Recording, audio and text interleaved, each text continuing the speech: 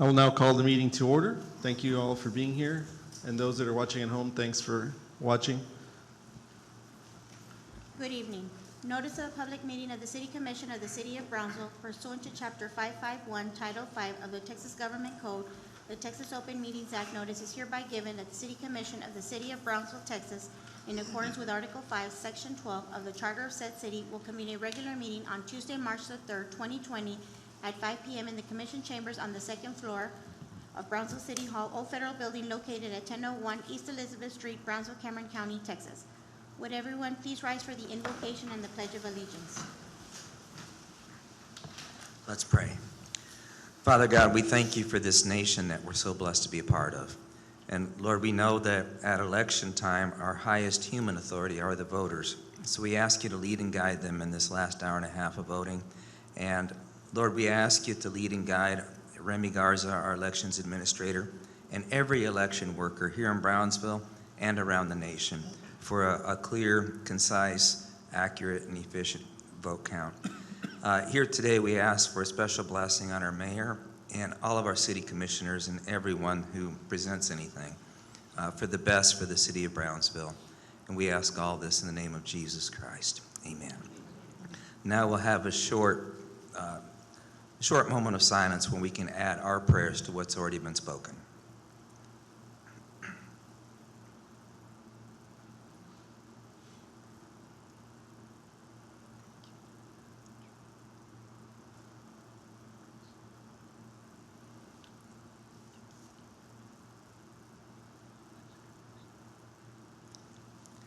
Amen. Pledge allegiance To the flag of the United States of America and to the republic for which it stands, one nation, under God, indivisible, with liberty and justice for all. Honor to Texas flag, pledge allegiance to thee, Texas, one state, under God, one indivisible. We will begin with the first proclamation for the historic Brownsville Aviation Month. If you would please come forward. Okay.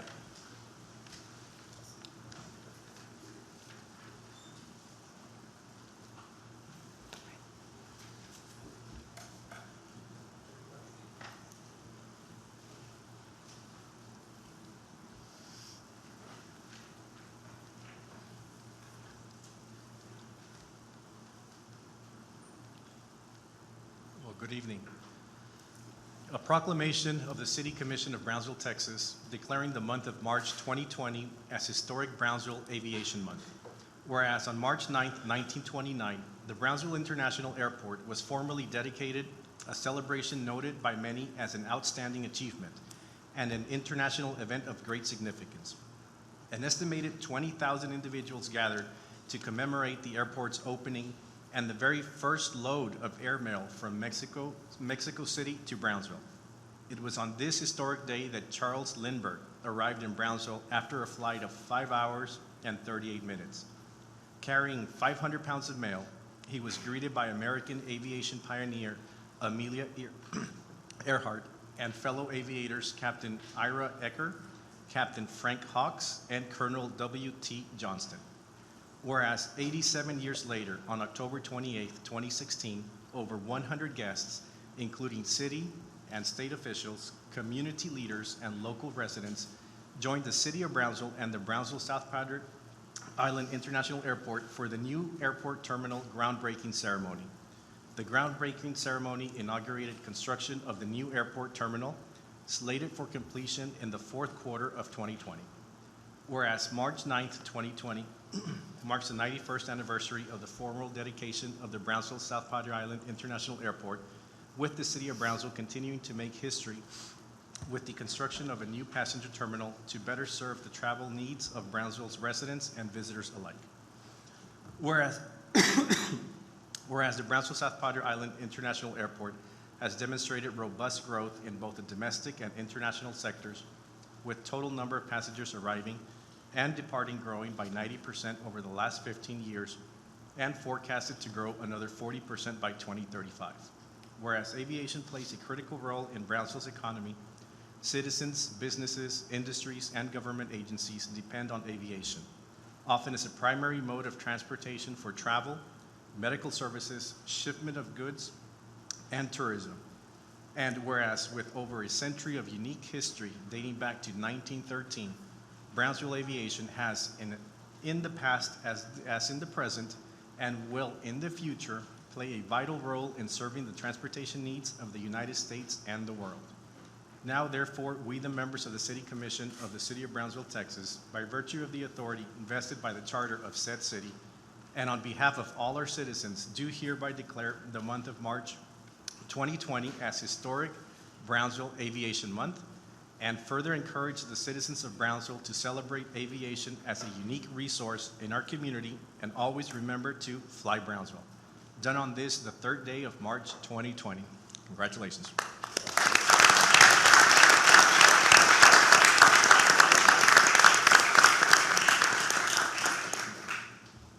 Thank you.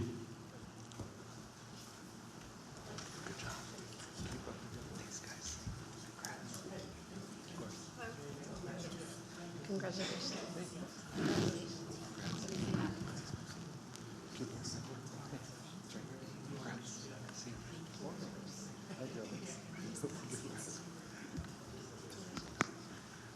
I guess I see you tomorrow.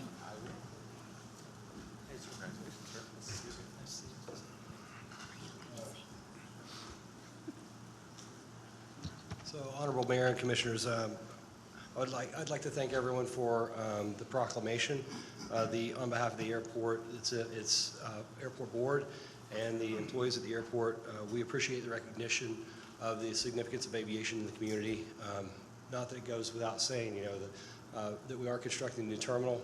We are looking at increased growth and expanding the connectivity of the community to other communities throughout the country. So, again, I just want to thank the commission, the mayor, and the city for the recognition. Thank you. Thanks.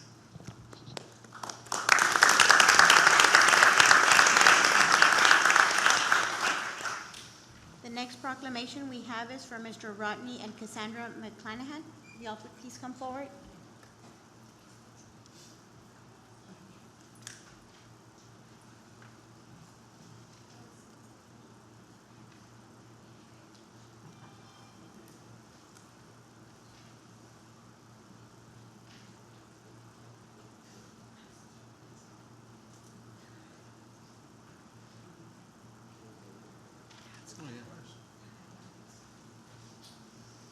So this is a proclamation of the City of Brownsville, City Commission of Brownsville, Texas, recognizing and honoring Rodney and Cassandra McClanahan. Boy, I really did that bad. McClanahan. Whereas Hard Knock Strength and Performance has been a locally owned and community-oriented gym established in 2012 by Rodney McClanahan, and whereas Hard Knock Strength and Performance opened its new gym on Monday, February 3rd, 2020, offering an enhanced facility with an amplified schedule to accommodate an ever-growing membership enrollment. And whereas Rodney and Cassandra McClanahan have been supportive of the city's Culture of Health initiatives as longtime partners of the Challenge RGV and other healthy living efforts, promoted in collaboration with the UT Health School of Public Health, Brownsville Regional Campus. And whereas Hard Knock Strength and Performance has offered classes and advice to participants of the Challenge RGV for many years to encourage healthy weight loss and permanent healthy lifestyle changes. And whereas Hard Knock Strength and Performance has changed the lives of countless of Brownsville residents through positive reinforcement, establishing a welcoming environment and encouraging its members to be physically active. And whereas Rodney McClanahan mentors and encourages the local youth through one-on-one coaching and participation in career days and as principal for a day with the Brownsville Independent School District. And whereas Hard Knock Strength and Performance and its members constantly represent Brownsville in local, regional, and statewide weightlifting and CrossFit competitions, often bringing back first place and championship trophies.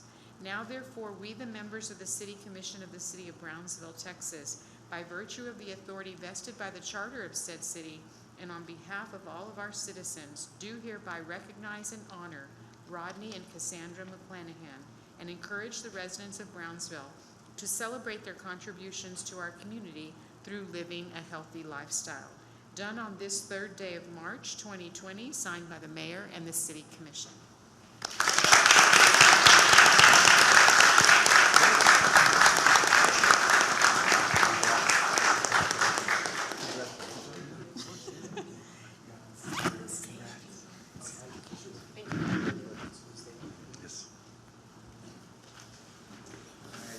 Guys, I'll speak on, get away from my wife real quick, my kiddos. Come on, guys, over here. So on behalf of my family and then Hard Knocks as well to the staff, the hardworking staff that we have, we just want to give the city of Brownsville a huge thanks for the recognition. Say, we've been extremely fortunate to have the chance to provide what we do for the city of Brownsville and stuff like that. And I think everyone knows kind of I wouldn't want to call it label or anything like that, but how we're kind of in the lower end of when it comes to health and fitness and stuff like that. And I completely disagree with that. And my staff completely disagrees with that. My family does too, because I've seen the impact that we've made and how far we've come as a community and stuff like that. So not just us, but every other fitness center, anyone that's involved with health and wellness within the community itself, But just want to say a huge thanks to the city of Brownsville again, and then everyone that's a part of Hard Knocks and that's given us the chance to kind of push forward with this community. So thank you all again. Thank you. Yep. Thank you. Thank you.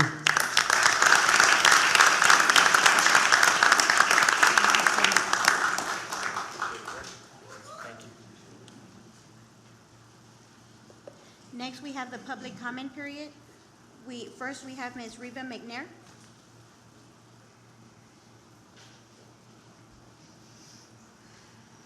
Those are going to be hard for you, Reba. You got 3 minutes, okay? I'm going to hold you to it. Okay. Good evening, Mayor, City Commissioners. I'm here on behalf of the Gladys Porter Zoo Board, and I wanted to thank you so much for the opportunity that you are going to be giving the zoo to have a master plan and including an economic development model.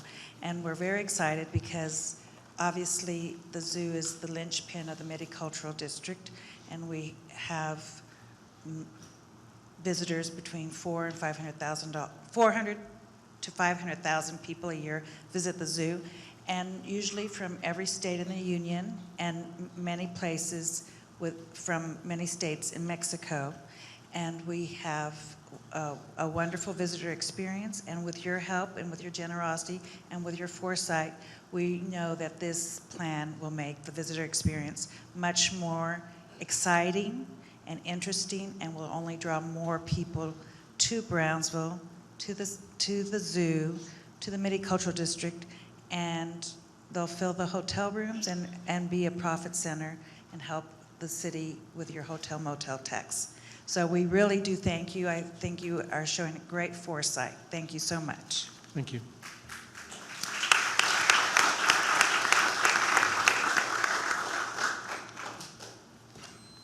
Next, we have Mr. Patrick Birchfield.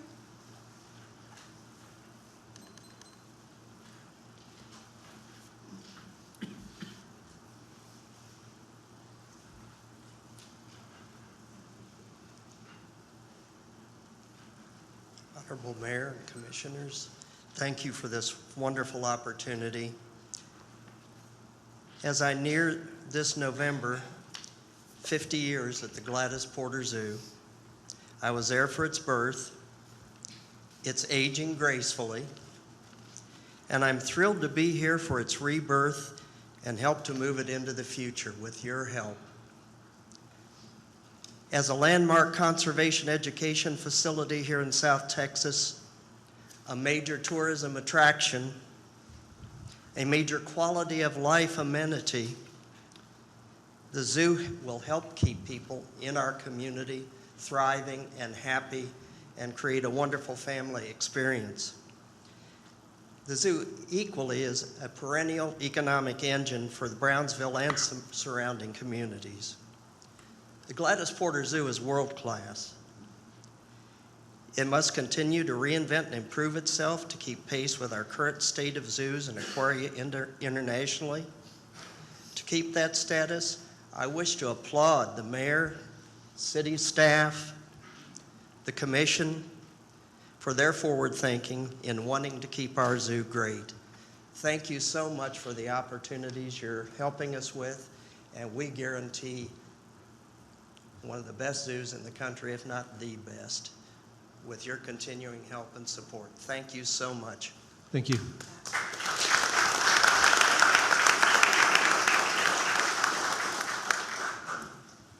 Next, we have Ms. Suzanne Shepherd.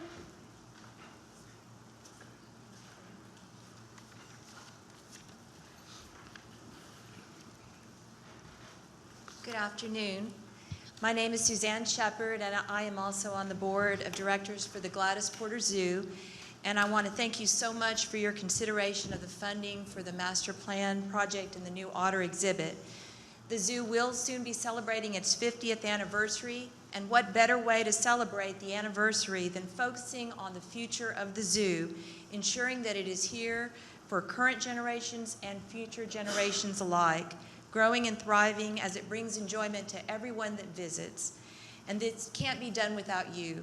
We are so appreciative of the way the city has embraced the zoo in these projects. With the funding and your support, you position the zoo to go forward as a world-class, state-of-the-art destination. The opportunities for education, preservation, and conservation will be endless, not only for the zoo, but also for Brownsville and its citizens. We are excited to work with you in Brownsville towards these goals. Thank you. Thank you.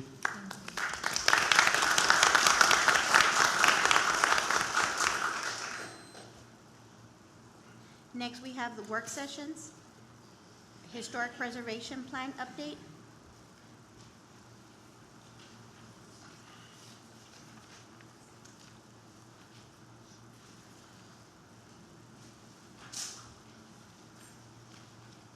Good afternoon, Mayor, Commissioners.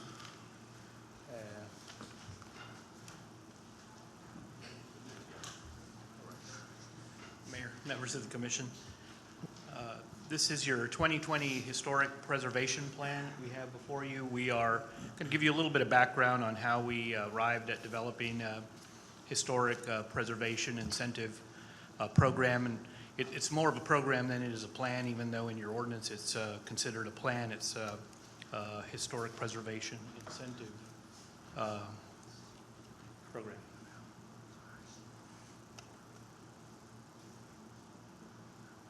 So the first point is, why do we have a historic preservation incentive program? Obviously, Brownsville has one of the largest portfolios of historic architectural resources in the valley in South Texas. Brownsville is the second oldest city in Cameron County. We have unique architectural styles to the region, like the border brick style, but you also have a lot of mid-century modern as well as bungalow styles as well from the 20s. Brownsville's historic preservation ordinances were established in the 70s.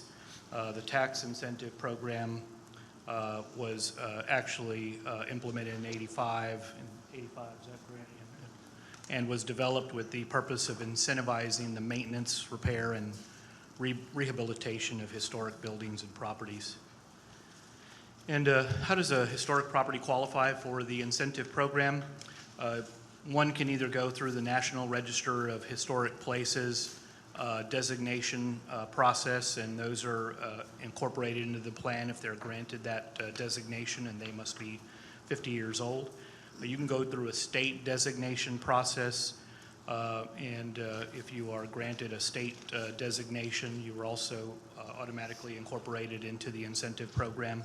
And then we have locally designated resources or structures, and that determination is made by the HDRC members that you appoint, and those only have to be 40 years old. The 40-year-old criteria is a local policy. That's up to the city commission. You could make it 40, you can make it 30, or you can make it 50. That's the discretion of the commission. We also incorporate substantial rehabilitation of historic structures as a criteria to grant an incentive. And again, those are approved by the Historic Preservation and Design Review Board, and they're considered automatically. Here is a graphic that kind of outlines the process that we go through to adopt the plan and the program. The municipal code requires that the properties be considered valuable and deserving of preservation. And then the historic plan must be reviewed by the Historic Preservation Board as well as the Planning and Zoning Commission, and they forward their recommendation to you before final approval of that plan.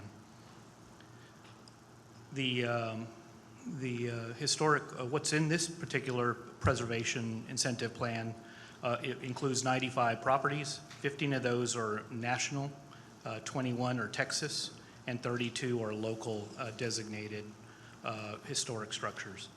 And there's also 21 substantial historic rehabilitations in this plan and 6 new proposed substantial rehabilitations.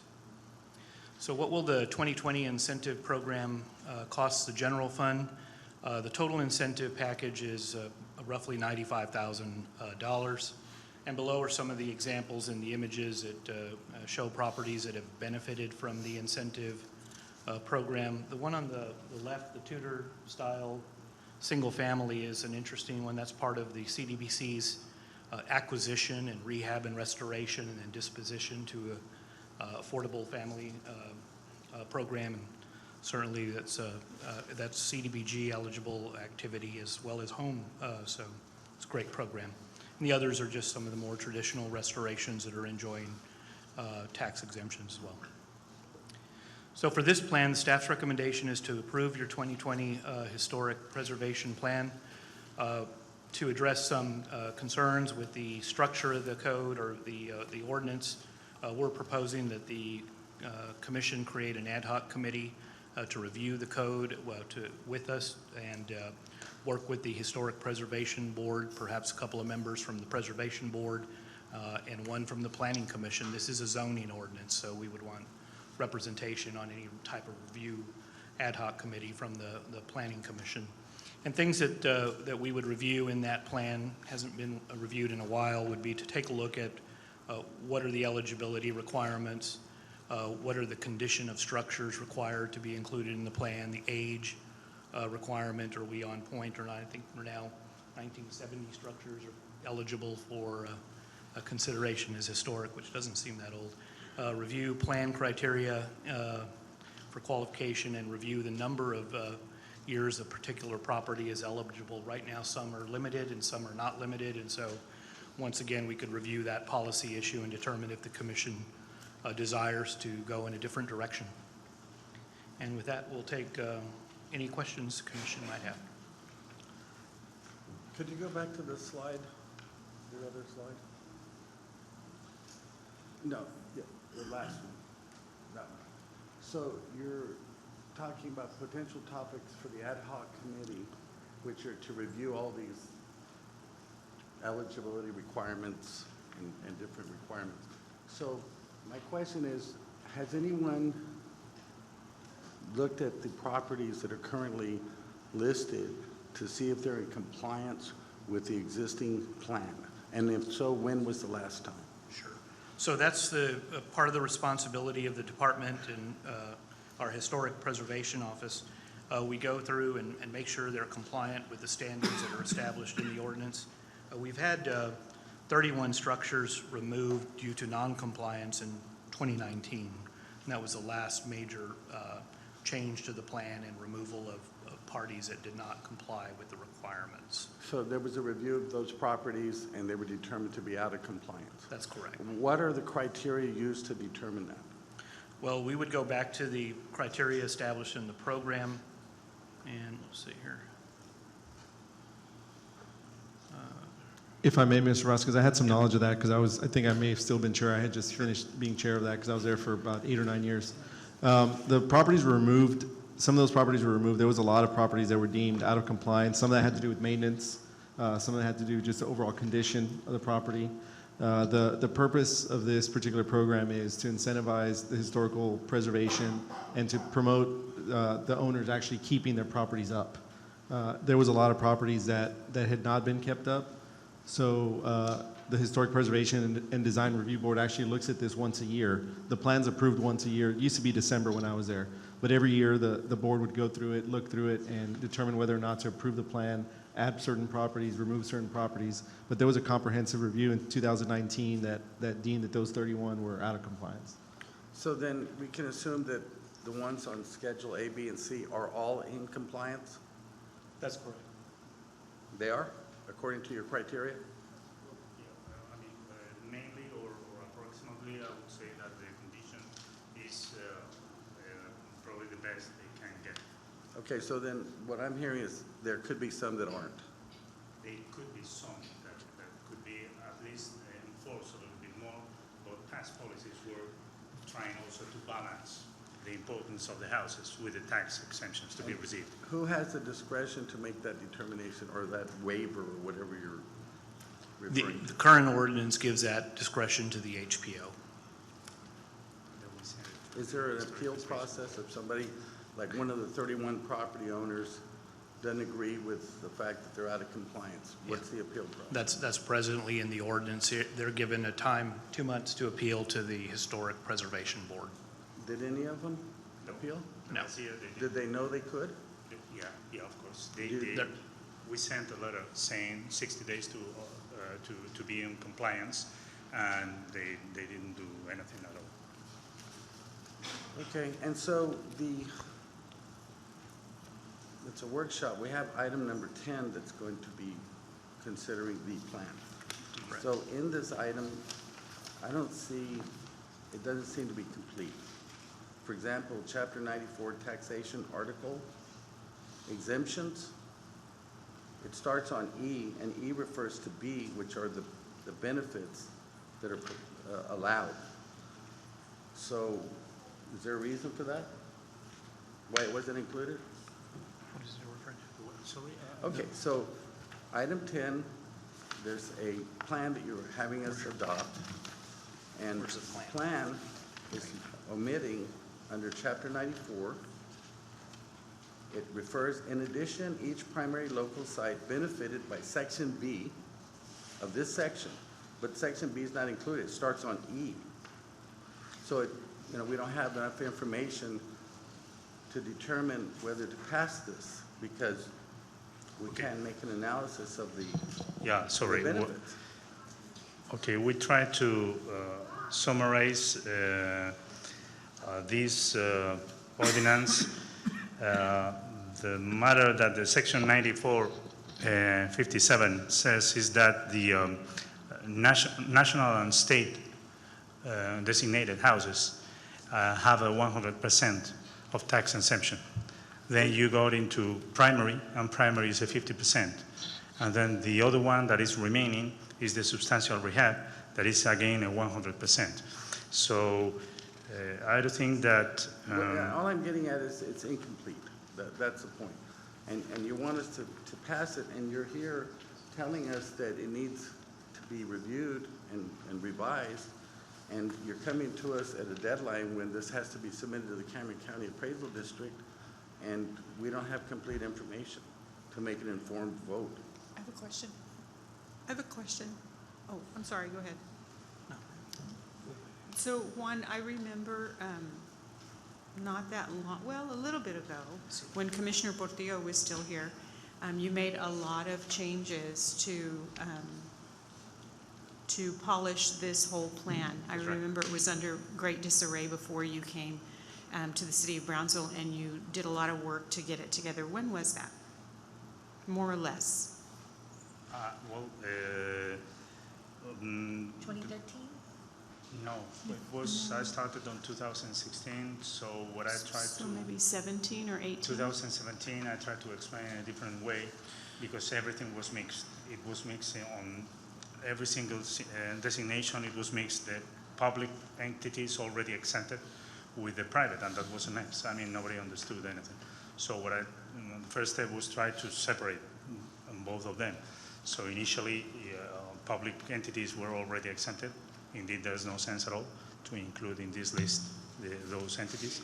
And then let us say the private properties were separated in a different part of the I do exemption. remember that you did a lot And of then work.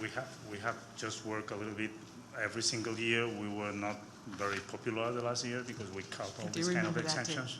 We have a lot of issues, But what we are trying is to, strengthen a little bit and to try to be in compliance.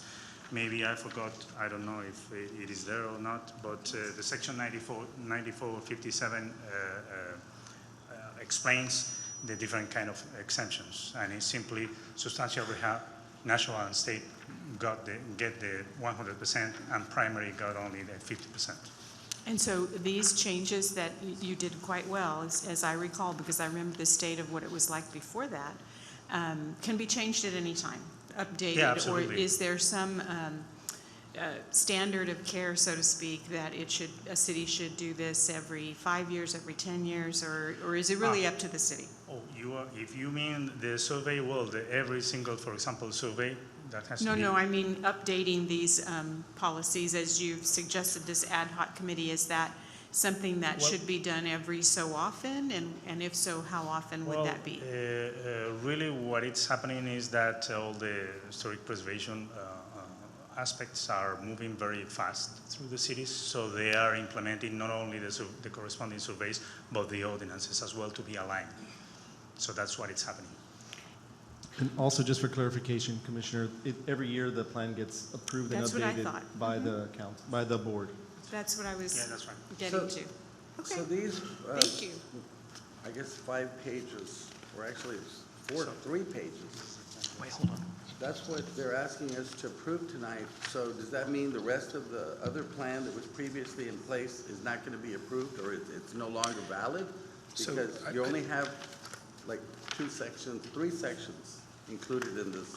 Right, I think one only included the document marked draft is an example of the total ordinance that's already been approved by the city commission.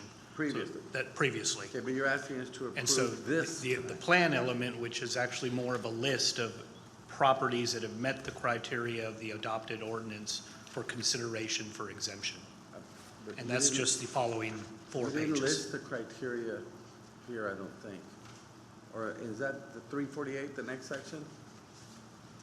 The plan itself doesn't include the criteria, am I correct? It usually just a list of properties. The ordinance includes the The criteria. ordinance does. It looks That's like it's on page 3, but did somebody check the properties in the list against this criteria for this time, for this vote? Okay, so my questions are we omitting the rest of the plan that's not included in what you gave us?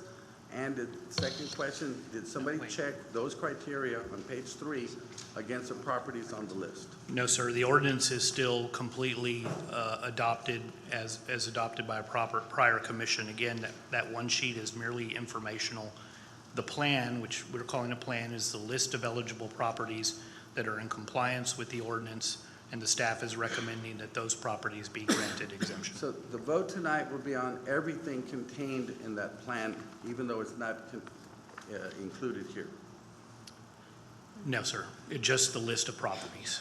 It's not including Well, the what's item 10 regulatory. then? It's not including the regulatory parts that are included that were merely an example of the section, chapter 348 and chapter 94. So then 348 and 94 have been changed because it says you're repealing or you're asking us to repeal and replace section 348.15. Last year's plan is now being repealed and replaced with this year's plan, which is the list of properties. So this is an incomplete document. Well, if you want to see the repealed list, that would be correct. The repealed list of properties would be incomplete. If the plan doesn't pass, does the other plan remain in effect? No. This is the only one. I don't see why it wouldn't, because it's not, you would have to repeal it. I mean, it's approved, the ordinance requires approval annually, and it's been approved, but I guess whether or not expires, that would be a legal question. Right. I don't know if this helps at all, but it's correct.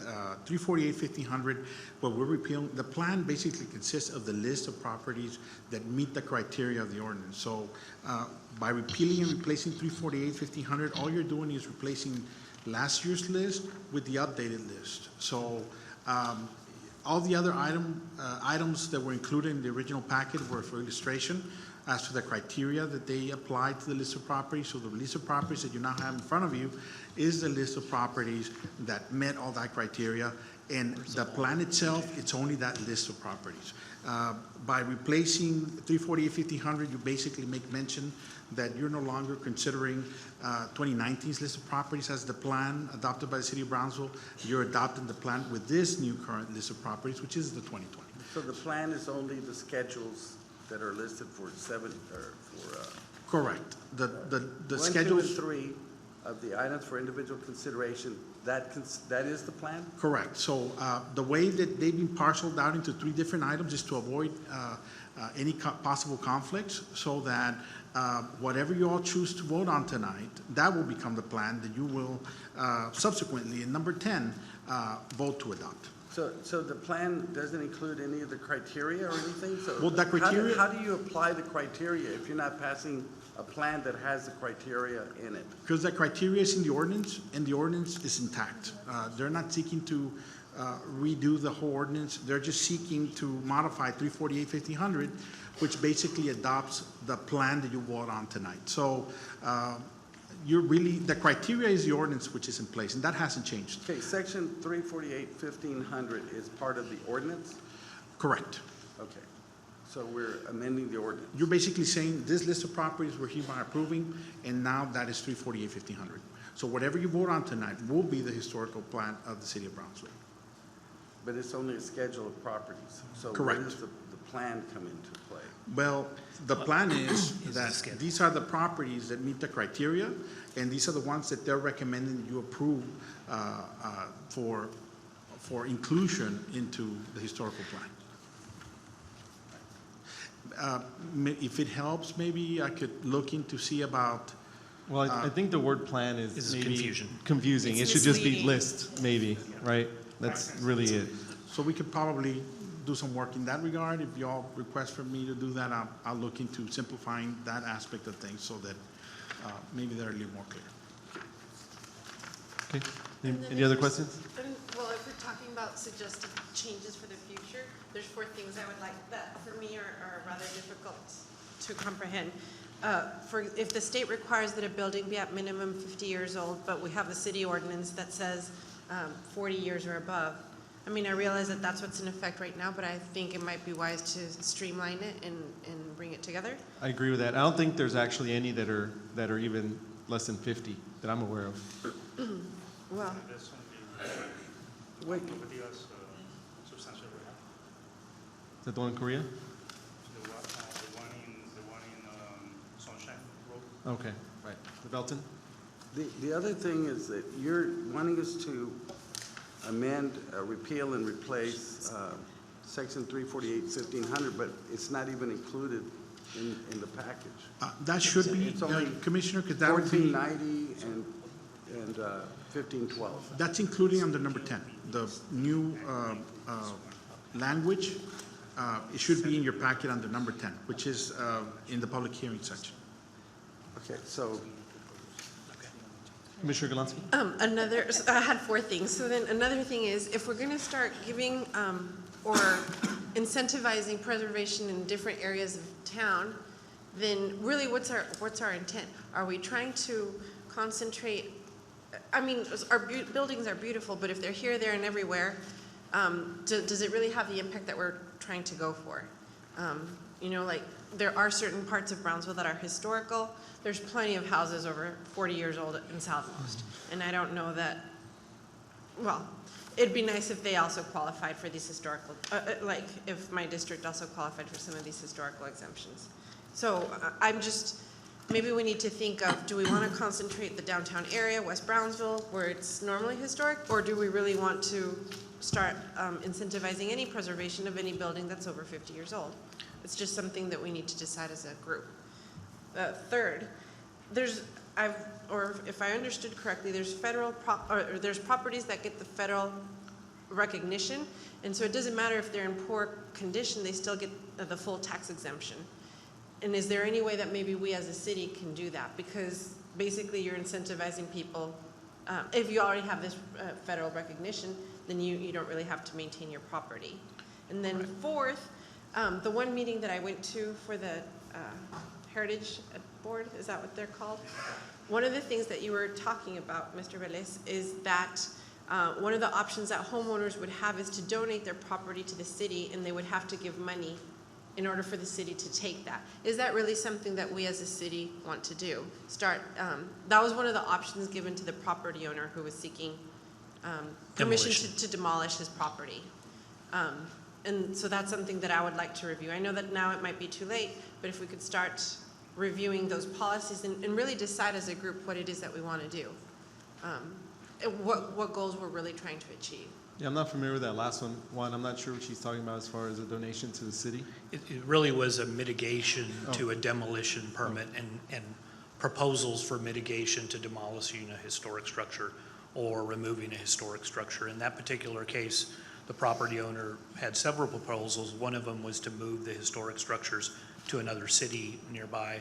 And so rather than allowing that, we were proposing alternatives to relocating it outside the city. Okay. But all your points are well founded. I think that's something to consider going forward. And as far as I know, I think all properties outside the historic district have also been considered in the past, from what I recall. Because, for example, Sunshine, that's on the list.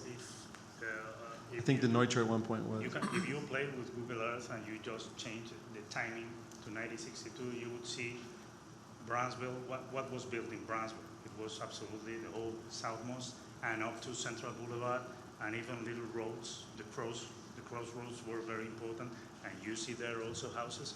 So that's our will to really extend what is considered now historic as an historic area that is only downtown. That's a mistake. That's a huge mistake, really. We should have to be willing to extend the area. There are some properties out there, like, for example, the Rap Plantation's on there. I believe the Burley Plantation's on the list as well. The Neutra house as well. Right. Not that I would apply, but my house is 70 years old. Rio Viejo as well. Rio Viejo is a mid-century. Right. Subdivision. The easier way to do that would probably be create historical districts. We're having those conversations with the UDC consultant, so when we bring back your new development code, there may be additional historic districts recommended for the commission to consider.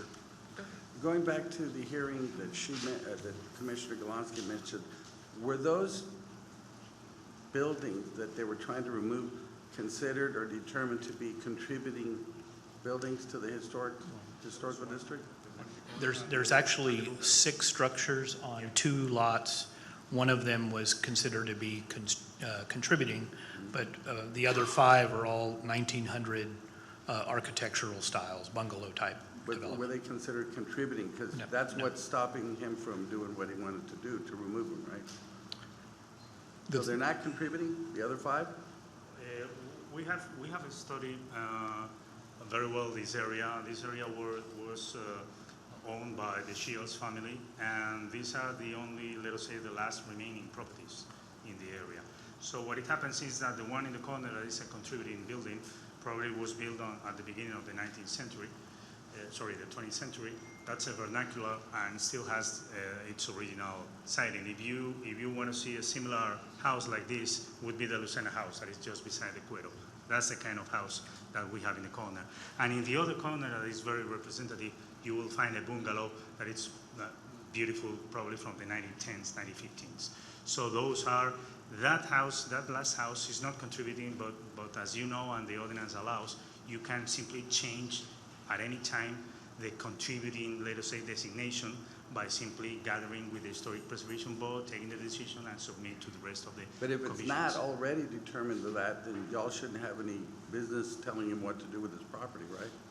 Well, the matter is that if we lose this kind of fabric in that area, we will not help to rehab the whole area as we will think that will work in the city. So then you would say, hey, this is the contributing building, and you can't move it, and you can't. Yeah, that's right. Right? And so he would have to go through an appeal process. That's right. Anything else? Thanks, guys. Next work session is Restoring Dignity BC workshop presentation.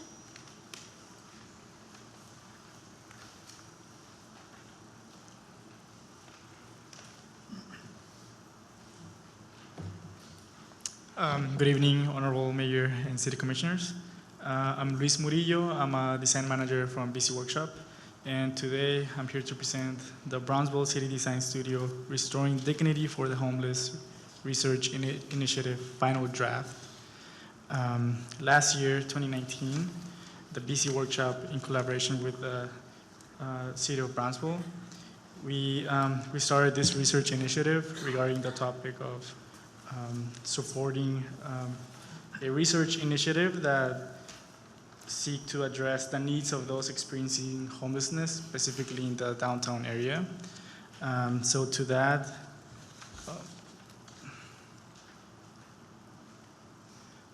so for that we held several meetings over the course of 2019. The first meeting we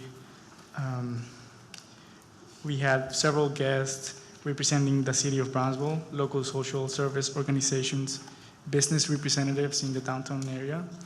And we had a discussion and session regarding the issue of homelessness in the downtown. So in our first meeting, we started, before jumping into conclusions, we started to identify the issues and all the assets that we had available to us in order to support this problem. So as you can see on this slide, we started to identify all the issues, all the goals, and all the assets that could be organized together to have a nice strategic plan.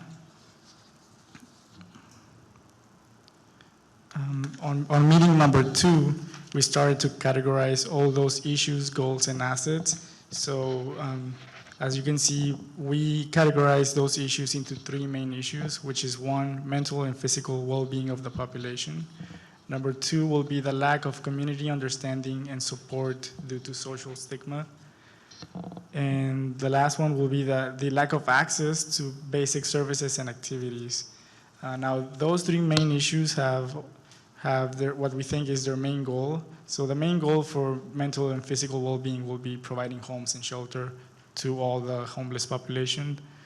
The second goal for lack of community understanding will be establishing understanding, respect for the homeless population.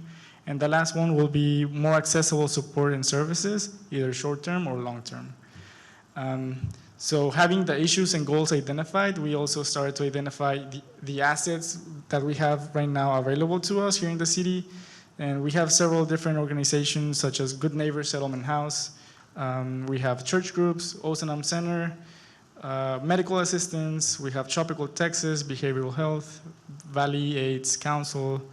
For long-term relief, we identified the Homeless Management Information System, STIVA, the Homeless Coalition, the CDCB, the Brownsville Housing Authority, and several others. So in meeting number 2, now that we had the assets, the goals, and the issues, we started to have a brainstorming session where we started to connect the dots and have started to analyze what are the possible strategies that we could start implementing. So out of that, we started to organize all of that information from everyone, as you can see here. So out of that, what we came up with is that there could be a few initiatives. Out of all of this information, we could have a multi-phase housing strategy, and we know that some of those strategies could take more work than others. So we started to organize them in short-term, and long-term goals, such as for housing. You can see short-term housing, halfway housing, and a permanent supportive housing strategy. Another strategy to help support the lack of access to services will be like a mobile one-stop shop, like hygiene and sanitation, mobile pantries, or even like a mobile clinic. And then for the last category, the lack of community understanding and support, we could have, the first thing and easy will be to do an outreach coalition, which I know we already have, do an awareness campaign, and the last one will be a skill bank and micro businesses.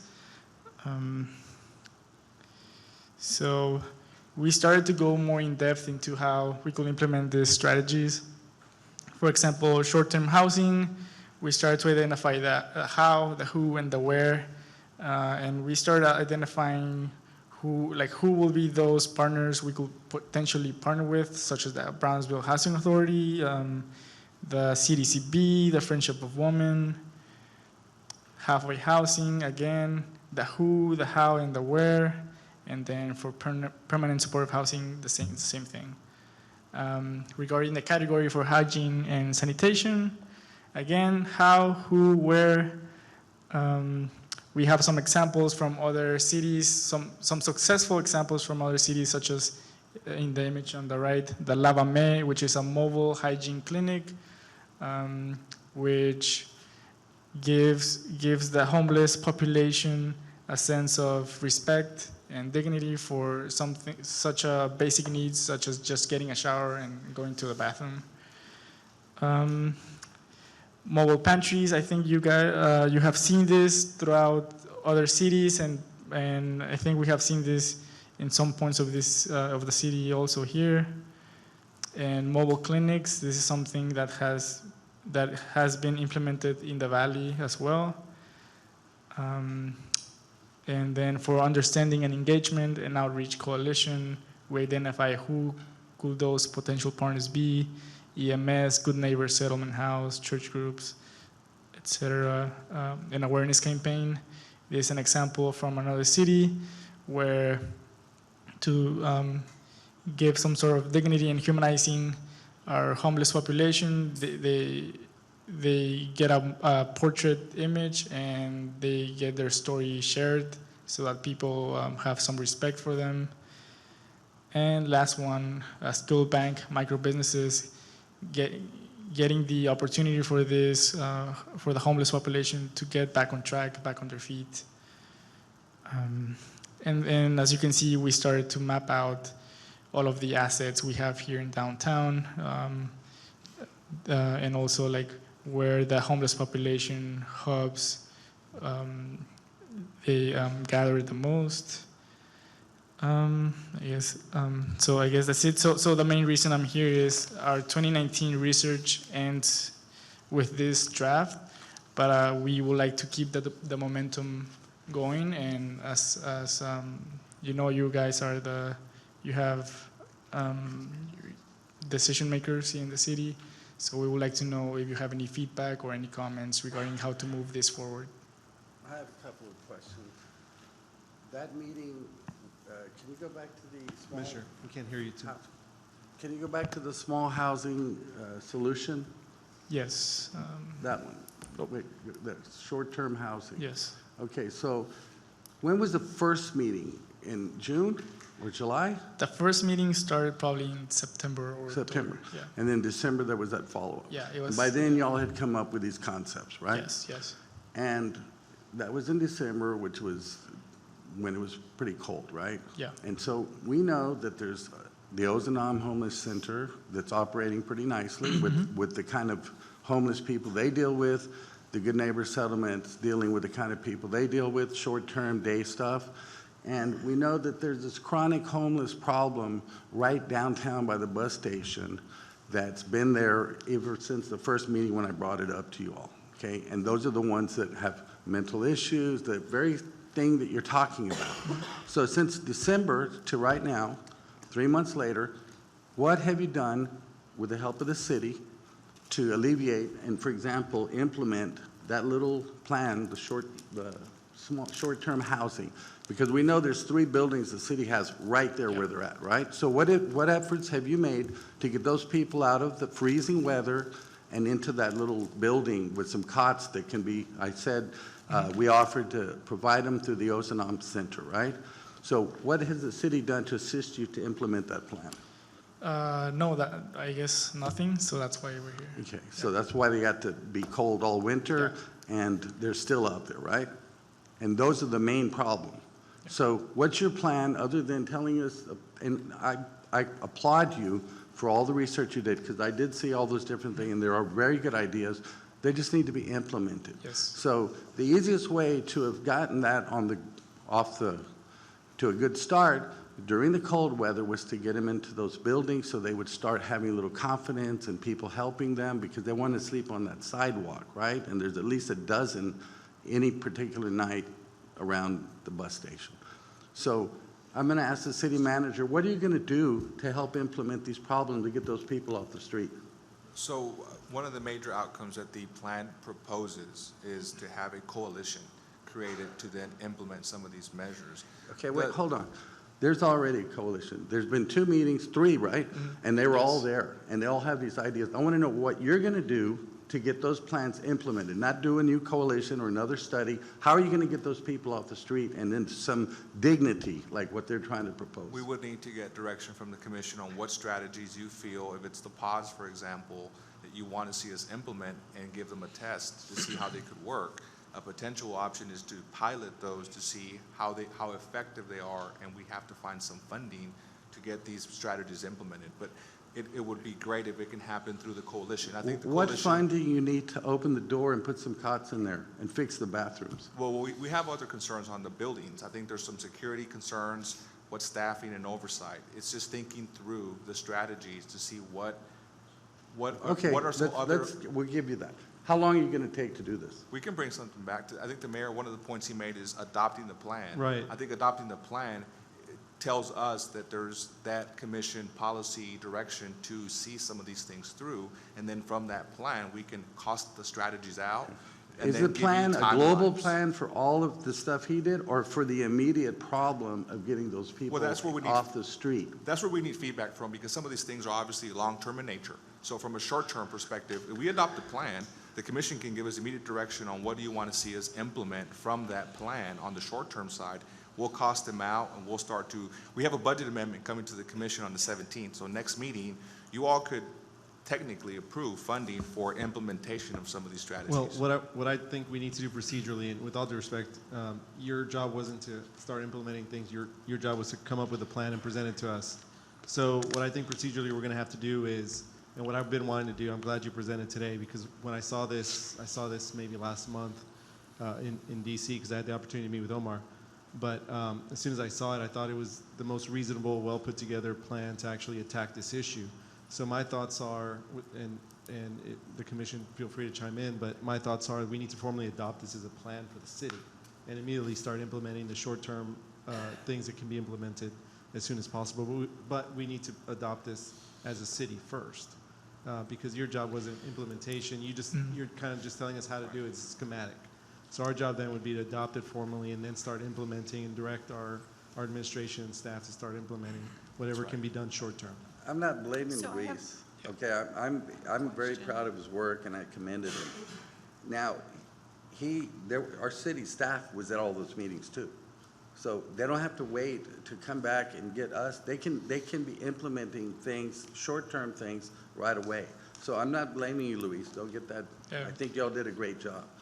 So, yeah, we need to get moving, because I've been asking you for over a year to do something. Well, and I think we need to move, but first, in the next, if this is something that the Right. commission likes, then I think we should approve it the next meeting if possible and start, Right. and then identify what can be done in the short term and how Right. how it's going to be funded. So homelessness as an issue, I think there's a policy direction that we need to get from the commission in terms of how do you want to address it, because the issue, there are several moving parts to homelessness. It's complex. So what are the strategies? What is the role the city wants to do directly? What is it that we should do as a support role that we want to have a partner take the lead on? Those are some critical questions that we need to get commission direction from, so we don't go too far into doing things about homelessness without having some guidance from the commission. Remember, there are already organizations attacking and tackling these problems. The Battered Women's Shelter, Catholic Charities, the Ozanam Center, and a bunch of other nonprofits that are out there taking care of the big picture, you might call. We have a short-term problem. It's not even short-term. It needs to be resolved because those people are suffering out there and they need help. And we don't have to go get a global plan and try to figure out and solve the world's homeless problem. We just need to help them right now. That's my point. That's what I keep pushing to you. Because once that place opens up, E-Bridge, the Costa del Nylon, once it opens up and people start coming from out of town, and they're going to see our homeless problem all right in one spot, right at the front door where they're coming to get our help. So you keep wasting time, and it needs to be solved as soon as possible. So I would suggest that you attack that problem as soon as possible, and then you can go do your global thing later, because that's already taken care of. Commissioner Dell? Thank you. Thank you for your work. I have a couple of questions. One, how many homeless people did you interview and include in this process? For this initiative, we didn't include the homeless population feedback. We gather the feedback from all the coalition partners and business owners from downtown area. So I wonder whether you should talk to the homeless, because they are the actual people that are homeless. That's a good point. And you never know. You don't want to build or start things that they're going to end up not enjoying. There was also every year CDBG, our grants division, does a point-in-time survey. That's true. And so that data was included as part of this research. Great, but So I still think there you should wasn't a interview. physical interview, but it was their data from last year. Right. And I think they just finished the one this year. Or maybe Or go they're with them about to when do they do that interview process, so that you don't have to reinvent the wheel. I just think there should be input from the actual homeless people in addition. I think there have been other cities that have had programs that have crashed and burned because they didn't consider all the many multifactorial issues regarding homelessness. And that brings me to my other question, which is, in your determining that this plan is what you're going to come up with, did you look at other cities that have done projects that crashed and burned and what they were, as well as cities who have done programs that have been very successful and what those were? Yes, we did take into consideration different precedents from other cities. What we have in our report is just the successful stories of cities. But yes, that has been taken into consideration also. Great. And also, I just wanted to comment, we're going to have a meeting, we're going to present this for the first time to the coalition on the 17th. Maybe at that time it will be good to know, because we divided into first steps into housing, sanitation, and giving awareness into 3 main categories. For them, which one do you think is the primary or first step that should be taken? And I guess my last comment is that as things are implemented, they be piloted as opposed to permanent installations, because human nature is a very powerful thing, and all the best intentions of the world are different when they are actually happening. And so you don't want to invest, or we don't want to invest a great deal of financing into something unless we're sure that it's going to work, and that means piloting it to make sure that it functions the way we envision it to function. But thank you very much for your work. Okay. And I would just add to that my 2 cents. And by the way, thank you for doing this, because the homelessness in our city is something that we have needed to address for a very long time. Oh, I appreciate all the work that you put into this, and these are great ideas. And I agree with Dr. Gowan when she says that we need to reach out to the homeless community to see what their needs are and whatnot. But my concern, first and foremost, now that we have this coronavirus spreading across the world, it doesn't care what ethnicity you are, it doesn't care what age you are, it will infect you if you touch somebody or something that has it. And my concern is the homeless population that's out in our downtown area. Do they have access to washing their hands? Is there a way that we can put portable stations where they can use hand sanitizers or soaps and things like that in Market Square? Because I can only imagine how many people touch those benches and then eat a sandwich because they don't have access to a sink where they can wash their hands. That'd be my only input. What I thought was one of the quickest implementations in your plan was the mobile hygiene station. I thought that was something we could implement pretty quickly. Right away. A large part of this also is funding, so I thought we could hopefully partner with some of the agencies you identified in your plan as well, to try and get some of these, try and identify grant funding, whatever. But I think that the mobile hygiene station is something that we could, that was the easiest one to implement pretty quickly. And the mobile clinic that is operated by UT Health, and I can't speak for them, but I do know about it, that moves around the county for free care. The biggest limitation that they have is a secure place to park the van overnight for several weeks while they're providing the care. So that's one really important thing that you can consider that would provide them a mobile clinic. And I have a quick comment as well. Thank you for all the work that you've done. But I think a big problem that the homeless are facing downtown is a mental health issue. And I think as a city, I don't think we have the resources that we can internally help them. But I think we need to find the right partner to help address this as well. Because I think whatever we do, my understanding is we have enough resources to handle our homeless population with our partners. But a lot of homeless don't want help because of X, Y, or Z, right? So it's how do we help them get help? And that's a very challenging thing to do. So I just think we need to find the right mental health partner to assist you. Anybody else? All right, thank you. Thank you.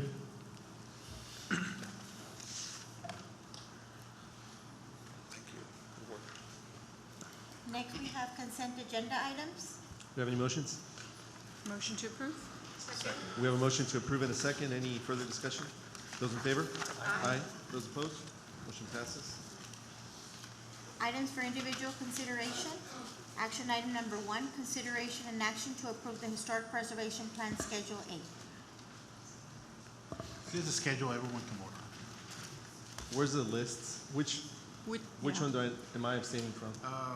B will be your item, Mayor, and Commissioner, yours will be C. C? Right, so, Okay. so Schedule A, everyone can vote. Okay, do I have any motions? Motion to approve? We have a motion to approve. Do I have a second? Second? We have a motion and a second. Any further discussion? Those in favor? Aye. Those opposed? I'm going to abstain on that one. Because of the parsing out, I'm like almost worried to vote on it in case it gets in trouble. Okay, so So yeah, I'll abstain too. abstain. Okay, so those in favor? Aye. And those abstaining, Commissioner Galowski and Commissioner Neese? Very good. Motion passes. And please note the abstentions. Next item. Action item number 2, consideration and action to approve the Historic Preservation Plan Schedule B. Motion to approve? Second? We have a motion to approve and a second. Any further discussion? Those in favor? Aye. Aye. I'm abstaining from item 2. Those in favor? Aye. Again? Those opposed? I'll abstain I'm too. abstaining. Yeah. Okay. So 2 abstentions and 4 yays. Motion passes. Passes. And please note my abstention as well. Item 3. Move to approve. Second? Consideration and action to approve Historic Preservation Plan Schedule C. Do we have any motions? I move to approve. Second? We have a motion and a second to approve. Any further discussion? Those in favor? Aye. Aye. Those opposed? Please note my abstention. Commissioner Neese and Galowski? will you I'm abstain? abstaining. Okay. As well. 4 yays and 3 abstentions. Motion passes. Thank you. Action item number 4, consideration and action on a memorandum of understanding between the City of Brownsville and the Gladys Porter Zoo for Audubon exhibit in the amount of $250,000. Mayor, Commissioners, this is one of 2 items with relation to the zoo.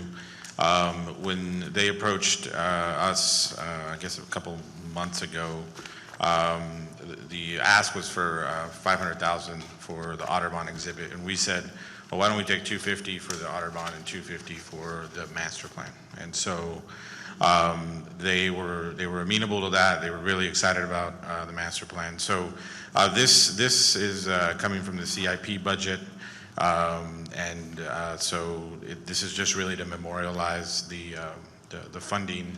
The zoo will bill us, and will handle all construction and procurement on their own. So this is really in the form of a grant. So we ask for your approval tonight. Motion to approve? We have a motion to approve Second. and a second. Any further discussion? Is the name Set in Stone Otterbond, just because it sounds too much like Schlitterbahn and they just haven't had the best? I am not sure on, that's a Pat question. It is set in stone or no? Well, I don't mean to be offensive, but it's. No, the thing is, if you look up Vaughn, it's a route or a tour, in this case, it's gonna be a water slide for otters, so it's an otter Vaughn. One last question. Do we get to play with the otters? No? Okay. Call the question. We did have a motion and a second. We're discussion. Any further discussion? I'm just saying I want to play with an otter. That's all. Please make sure that's reflected in the minutes. Those in favor? Aye. Those opposed? Motion passes. Action item number 5, consideration action to award a contract for the Gladys Porter Zoo Master Plan to PJA Architects in the amount of $217,485. So, as I said, the second item is with regards to the master plan. And so the Zoo Master Plan is really something that's absolutely needed for accreditation. I think the Gladys Porter Zoo goes about every 4 years, and Pat could correct me if I'm wrong, but about every 4 years you go up for an accreditation. And I think the last time they went up, this was a major issue for AZA. So we absolutely want to obviously maintain accreditation, but we also want to plan for the zoo. I think there's a lot of opportunity, and so I think the master plan is something that's needed and will take us into the future. I did not know it was a 50-year anniversary, but what better time than to do it now? And so to talk a little bit about the procurement process, because we did a fantastic job with procurement. I do. All right. Okay, congratulations. Yeah, good going. I want to bring up Jose Perez. It really was. We put it together really quickly, and I want to commend the purchasing division for it. And so he's going to talk to you a little bit about the process, what we went through, and then just kind of bring it home. So. Good evening, Honorable Mayor, City Commission. So like Ramiro said, thank you, Ramiro, for those kind words. We're very committed to providing the best services that we can, not just for all departments, but for the city of Brownsville. So we actually began this project towards the end of November. And from there, we actually had the proposals due at mid-December. We actually got pretty competitive. We got 4 very competitive proposals, so we are very excited to have that. From there, we proceeded to have some negotiations, some evaluations, and then we proceeded to have some very good negotiations. Fortunately, throughout our negotiation process, we were able to save approximately 10% of what the original costs were. So we were very excited of that as well. So we are here today to now present this item for you for approval. I have a question about the reimbursable expenses. What determines if they are reimbursed or not? So the total here is, the master plan is $193,485. So that is outstanding. And the reimbursable, to answer your question, Commissioner Galansky, is it's really about travel. They'll submit an invoice, and they do it on a reimbursable basis because they don't know how much the flights are going to cost when they're going to cost, right? So. So it's variable, not necessarily reimbursable. It's absolutely variable. So they'll submit receipts on travel, on hotel, and we'll analyze those, and then we'll process those and make sure that everything that they submit is actually in the contract and a valid expense. Just for public record, can you tell us what exhibits are in danger, that we are in danger of losing if we do not refigure our master plan? Well, I mean, Pat can definitely talk to that, but I don't, I think generally the zoo just they need to have a plan, just like every organization. I agree. And I think AZA, that's kind of like the first check, right? Do you have a plan for your future? Yes or no, right? I'm aware there are some sizing requirements, and that's why we've lost some, specifically the elephants. So different things change, sizing requirements for exhibits change in animals. And so that's what this plan will do. This plan will go in and analyze you know, the opportunities that are existing in the zoo, and try to kind of maximize that, and come up with the best plan. And it'll also present, at the end of the road, it'll present us with a kind of a picture of, okay, you know, phase 1 is going to cost, if you want this is what it's going to cost. And phase 2, this is what it's going to cost. And so that will allow staff and commission and mayor to figure out a funding strategy, and the zoo board as well, a funding strategy for those projects. And so that's something we've never had. And so I think that's to me is the most exciting part of it, is having, you know, kind of that roadmap, much like with the homeless thing, right? Having that roadmap to understand, okay, this is a low-hanging fruit, this is what we tackle today, this is what we tackle 2 years from now. And so, Yeah, and that was the only reason I asked, because before we lose any more animals like the elephants or anything, is there anything that the commission or together we can do to stop I that think from this is the happening? best thing that I the agree. commission can do right now. And I so agree. I think it will allow the process to happen.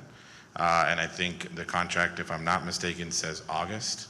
So in 6 months, we'll hopefully have a final plan with community engagement and that kind of stuff. And so I would just like to add a few points. One of the things that we need to also point out is the evaluation committee included members of the zoo board. So it was not only city staff, but it was, they were a big part of this participation.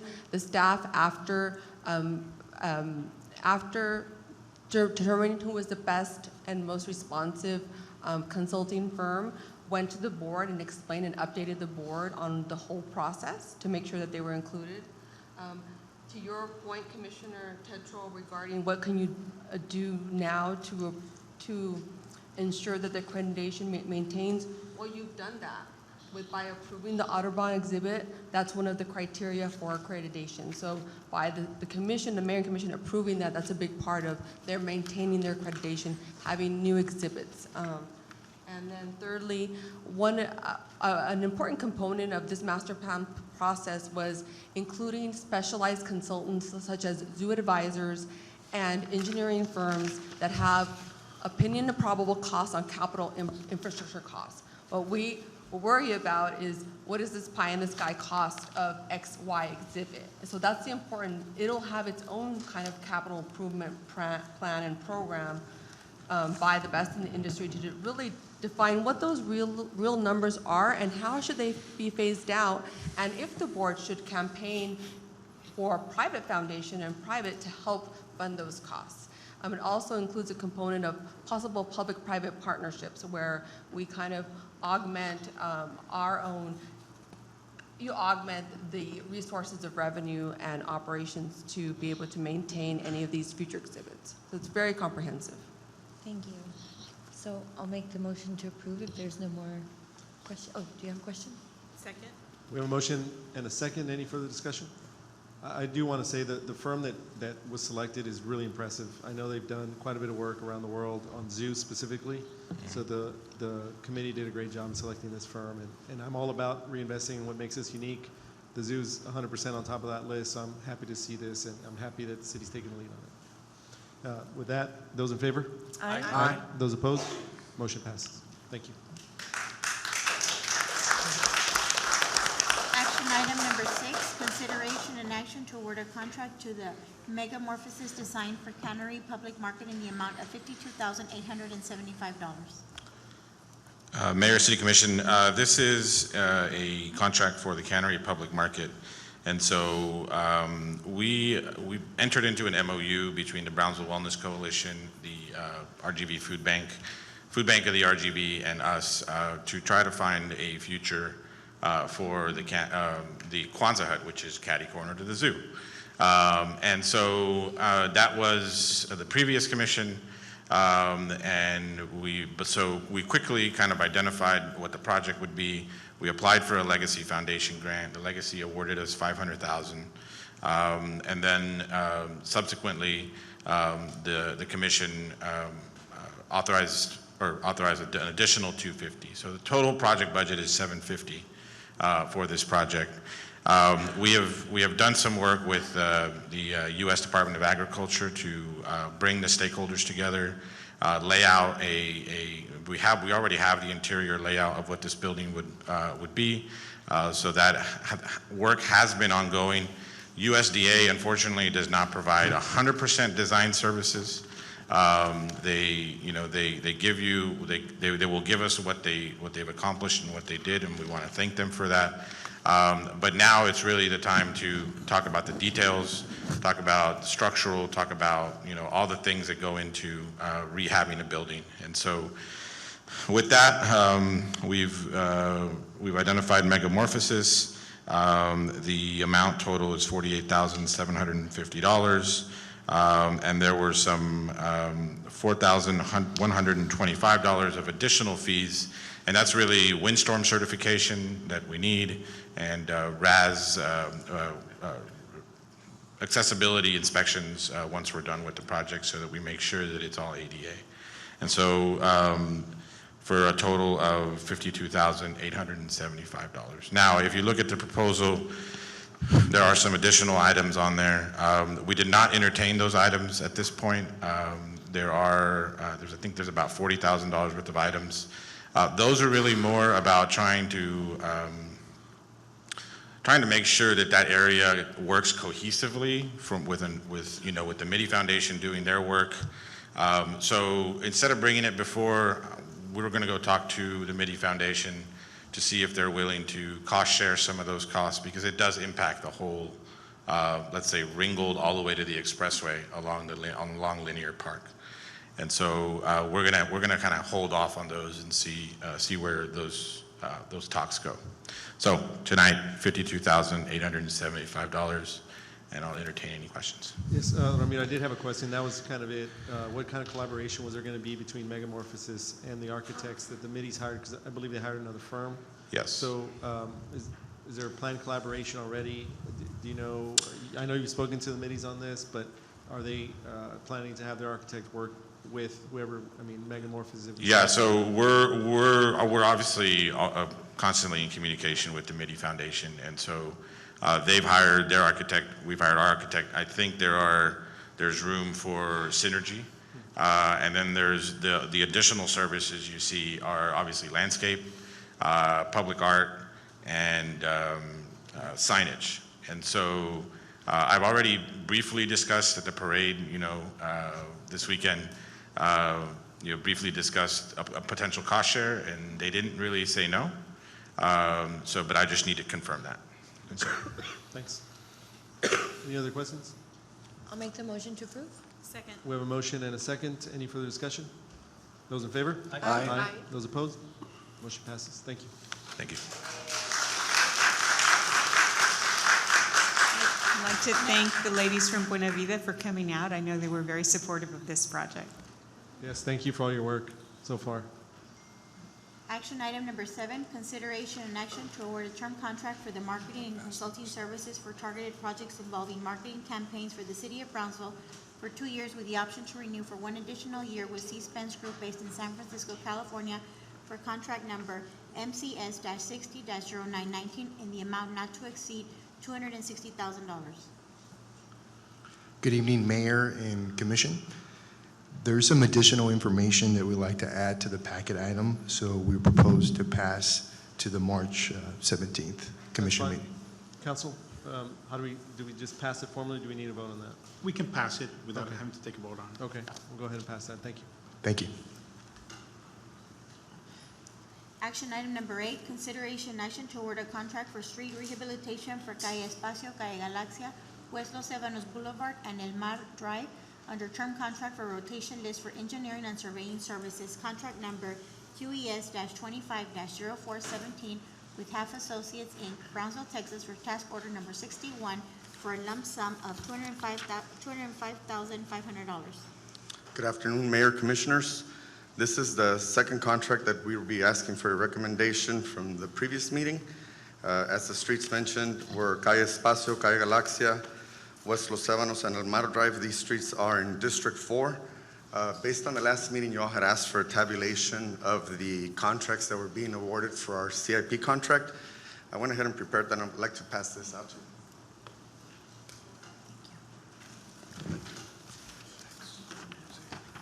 you. And this is for all, includes what we approved last time, what we're here on today, and the future ones? This is for the next district. The previous meeting, we approved District 3. Right. This is District 4. Right. We're still coordinating with PUB, with District 1 and District 2 on the final utility improvements that are going to be needed. So in other words, the In last other two- words, yes, yes. Yes, okay. The answer to your question is yes. Thank you. Thank you for fixing Chaparral last week. We're working, that one, just so you know, that'll be a change on Plagar, which is the third engineer listed here. We already started doing some work on that street, so it'll be removed from one of the streets that he'll be working on. Okay. Do you know what streets are being repaved in District 2? Because I haven't seen any. Not off the top of my head right now, but I will be more than glad to If get you those could to email me that, because I haven't seen any paving I will. happening. Okay. If y'all have any other questions, I'll be, And if you could also CC Mr. Bernal, no, well, definitely will go through him. in case I have any follow-up questions. Okay. Thank you. I'll Any move- questions? I'll move to approve it if there's no more questions. Sure. We have a motion to approve and a second. Any further discussion? Those in favor? Aye. Aye. Those opposed? Motion passes. Thank you. Action item number 9, consideration and action toward a contract for pavement condition index data acquisition and report and tree inventory survey under HGAC Houston Galveston Area Council Cooperative Contract Number HP 10-17 with Data Transfer Solutions from Orlando, Florida for a total of $397,810. This particular item is a update to a study that we had completed in 2014-15 that gave us the condition assessment of our streets throughout the entire city of Brownsville. And obviously, it's about 5 years old now. And the purpose of this study is to update the conditions so that, one, we have a comparison level of how our streets have deteriorated. But secondary, this will help us provide a more accurate CIP program for the years to come, so that when we prepare our plan for 2021, 22, 23, and so on, we can provide you with the latest condition of the streets. Aside from the streets, we are looking to update the sidewalks that have been improved and the sidewalks that have been added throughout the city to our GIS system. And something new that we're adding is the tree survey. The tree survey this will only identify our tree canopy within the right-of-way. Okay, not the entire city, just within the right-of-way. So at least it gives us an idea of how many trees we have within our right-of-way, how many palm trees, and the caliper of the tree. It's not necessarily going to identify the type, but that's where our city forester, or at least have something to work off where he can go in and update the type of trees that we have within the city. I'll be more than glad to entertain any questions regarding this item. How long will it take? This process usually takes anywhere between 3 to 6 months. We're trying to get our streets completed before we begin our planning for next year's budget. That way we can provide the results of that and the recommendations for our street CIP project at that time. How big is the right-of-way that you'll be looking at the trees in? Well, it's basically anything that you can see as you're driving down the street up to the buildings typically. On average, you're looking anywhere between 50 to about 150 feet. That gives you. From the middle of the street or the edge of the street? It's basically from the edge of wherever the camera vehicle is at. Oh. It has the capabilities of measuring. The best way to explain it is if it's on the street, we'll be able to see most of it. Okay, there'll be very few that we won't. 2 more questions. Will it include the trails, like let's say the Battlefield Trail? No, because we're not driving on the trail. We have to actually drive on the surface itself to be able to detect it with the cameras. It's a vehicle that has 16 cameras that's driven down the roads, and basically anything that is picked up by the cameras will be included in our GIS system. And it has to be a regular sized vehicle? It can't be mounted on a let's say a golf cart? These are specially set up vans. I mean, I can ask them. I know we can drive ambulances on our trail, maybe not drive them over the bridges, but I can ask them to see if we can drive the trail, if you'd want us to consider the condition of the trail. I just wonder. several years ago, when we had the plastic bag bin fund to improve pollution, we did hire, or rather approve, a tree study, a tree inventory study, because one of the things that the commission were beginning to entertain at that time was a pilot to begin reforesting the city with shade trees. And Roy wanted an inventory in order to make that more, professional in terms of that. But unfortunately, we never got to do that because of the fund that disappeared. So I'm wondering how much of this tree survey would help with respect to that, because I think in the future, reforestation is still a very important option, especially when we're redoing the zoo and developing the mini cultural district and along our trails, and all districts could use more shade trees as we build an environmentally stable city. How much community input are you getting on this? How much public feedback are you getting? Because public in certain, let's say District 4, which we just approved, they're going to know which are the worst streets. So I'm curious to know how much public input you're going to get on this. Well, for our street consideration, this is not the only thing that we use for selecting streets. Aside from the PCI rating, we also, depends the designation of the street, whether it's a collector, a residential collector, an arterial, roads, the traffic counts also are a big consideration. The other thing that is very difficult to consider is utility improvements. We don't want to go in and pave a road that's scheduled to be, Yes. repairs for water and sewer. So that coordination is critical. And then we also try to focus a lot on utilizing our funds, like CDBG funds and other state funds that are available, or grants, to identify areas, especially in districts 4, District 2, that are eligible for CDBG. We try to do a lot of those streets with CDBG funding, so a lot of the times the condition may not necessarily be the top priority. It could be the location, and also wherever we have needs for elimination of safety and hazard improvements. One that I can talk about is Stagecoach. It's a real narrow road. It's become very heavily used. Danette Road, the roads like that. Dana Road is also another one. There's a lot of roads that just jump to the top of the list because of the amount of traffic that has increased in those areas. Thanks. I would say one of the main reasons for the study was because to update the 2014 study, so it's the foundational road conditions, but the good thing is because they have 17 cameras, they can also pick up the sidewalk and the trees, but we can ask them about, the possibility of doing a trail if that's what you would like, and see if we can incorporate it. I would like to do the trail because maybe there's preventative maintenance that we can do now. Right. That is going to save us a lot of money. It's a brand new trail, but it already is with the heat that we have here. And I do, just a quick note, I do believe there's still some funding on the plastic bag fee that could be appropriated for that study. I think we were just needing some legal review on how we could possibly use some of those monies. But there's still some money left. It was already approved, then it makes it easier. Already approved.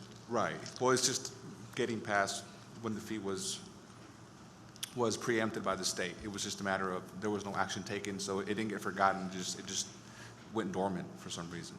And if we can add the trails, it's not a big cost factor. It's $60 a lane mile, so that will give you an idea. We have about 11 miles on the Battlefield Trails, so looking at under $1,000. So we'll definitely, if it's something that can be done, we'll definitely have them Well, include that. a big factor in walking is shade, right? Because we're so hot. Yeah. And so the more that we can shade our sidewalks and our trails, the more people will be incentivized to walk.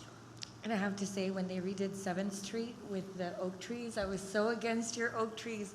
And every time I pass by now, they have so much shade and people walk under them, and I feel so bad. So I agree with that. I did notice today, though, that on the right side of 7th, they're a lot smaller than the left side. I don't know what's going on. Ones on the left side were planted about 3 years before. Okay. And they were a lot bigger too when they were planted. Okay. The ones on the right were only 3-inch caliper trees. The ones on the left were almost like 8-inch trees. And then the ones at the courthouse, those are exceptions. Those I were was larger. afraid the trees would break the street, so that's why I was like, no, but they're beautiful. Sorry. I still have nightmares about that project. Sorry, Rose. It turned out well. All right. Ditto. You can rest easy now. Okay, any other questions? No, any motions? Motion to approve. Thank you. We have a motion and a second. Any further discussion? Those in favor? Aye. Aye. Those opposed? Motion passes. Next, we have public hearing number 10, public hearing and action on first read on ordinance number 2020-1652-A to repeal and replace section 348-1500 of the Historic Preservation Plan and adopt the 2020 Historic Preservation Plan. Somebody going to be presenting on this? This is a public hearing.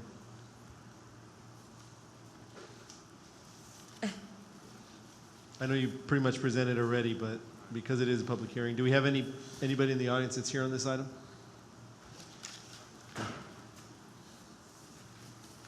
Is this just a reiteration, Ms. Vasquez, then, of what we looked at earlier? I'm a little confused because you did approve A, B, and C already, so the Right. plan's approved. So now you have a plan, and this item asks you to adopt the plan you just voted on. Okay. And make it a part of 348-1500. And of course, it's a public hearing. I'll Okay. make, oh, Is there anybody here on this item then? Okay. I'll move to close public hearing. We have a motion to close public hearing in a second. Those in favor? Aye. Aye. Those opposed? Okay. I'll move to approve. We have a motion to approve Second. and a second. Any further discussion? No, I just want a roll call vote on this one. And council, are we able to vote? Everyone Commissioner can Gowan and vote I on this one. We are. Correct. Okay. All right, very good. Those in favor? Aye. Aye. Those opposed? Because this would have been the opportunity to change the criteria, right? No. Now that you've adopted A, B, and C, those have been approved. Now that is the plan, and you're hereby adopting. Formally making it the ordinance. Correct, Got it. exactly. Okay, so again, those in favor, raise your hand. Those opposed? Okay, we have Commissioner Galansky opposed? But yeah. Okay, I'm that's fine. abstaining. Okay, we have, You're objecting to the list of properties. Well, no, but it also includes the criteria, right? And so this would have been the opportunity to modify who's eligible. The criteria hasn't changed, and we haven't done anything to change the criteria in any of these items. okay, so we have 5 yeas, 1 against, and 1 abstention. Motion passes. Thanks.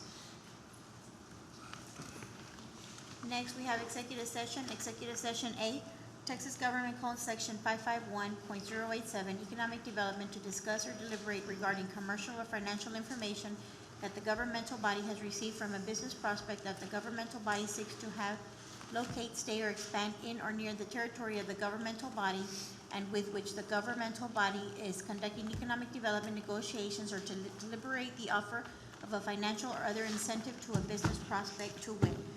Number 1, project founder. Executive session B, consultation with attorney pursuant to section 551.071A of the Texas Government Code on a matter related to the pending litigation in case style New Singular PCS LLC versus the City of Brownsville, civil action number 119-CV 00091, Southern District of Texas, Brownsville Division. If I may ask that the record reflect that I have a conflict of interest in session B, and I've already executed a conflict of interest affidavit. That is correct. Okay. Motion to move to executive session? Second. We have a motion and a second. Any discussion? Those in favor? Aye. All right. Now in executive session.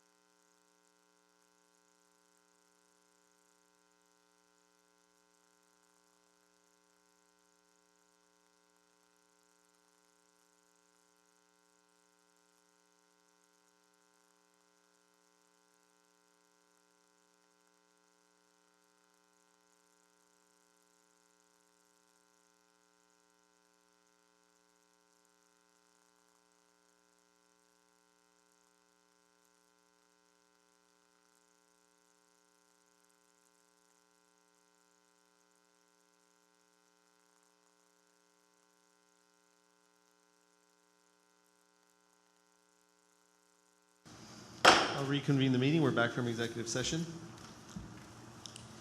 Motion to reconvene from executive session? Second. Do we need a motion? Do we? No, we're I good. don't Just to think so. adjourn. Okay, just, Motion to adjourn? on the executive session items, there'll be no action, so I'm just looking for a motion to adjourn. Motion to adjourn? Second? We have a motion and a second. Any discussion? Those in favor? Aye. Aye. All right, stand adjourned. Thank you.